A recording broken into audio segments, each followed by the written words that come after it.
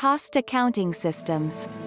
Cost accounting involves the measuring, recording, and reporting of product costs. A cost accounting system consists of accounts for the various manufacturing costs. These accounts are fully integrated into the general ledger of a company. An important feature of a cost accounting system is the use of a perpetual inventory system that provides immediate, up-to-date information on the cost of a product. There are two basic types of cost accounting systems. A job order system, where the company assigns costs to each job or to each batch of goods, and B, a process cost system, used when a company manufactures a large volume of similar products. Many companies suffer from poor cost accounting and sometimes make products they should not be selling.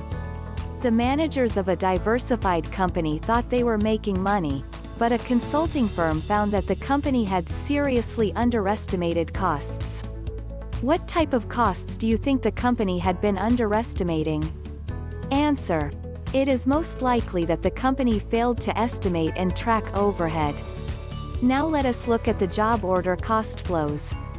The flow of costs, direct materials, direct labor, and manufacturing overhead, in job order cost accounting parallels the physical flow of the materials as they are converted into finished goods.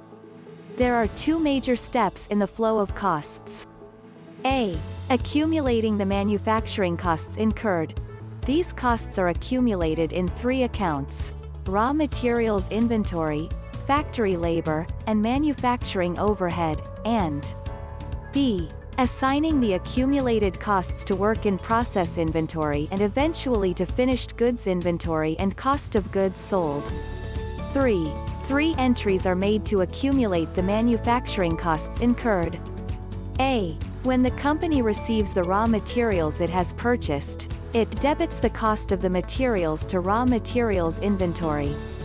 Raw materials inventory is a control account. The subsidiary ledger consists of individual records for each item of raw materials. B. The cost of factory labor consists of gross earnings of factory workers. Companies debit labor costs to factory labor as they incur those costs. Factory labor is assigned to work in process and manufacturing overhead at the end of the period. C. A company may record overhead costs periodically through adjusting entries by debiting manufacturing overhead.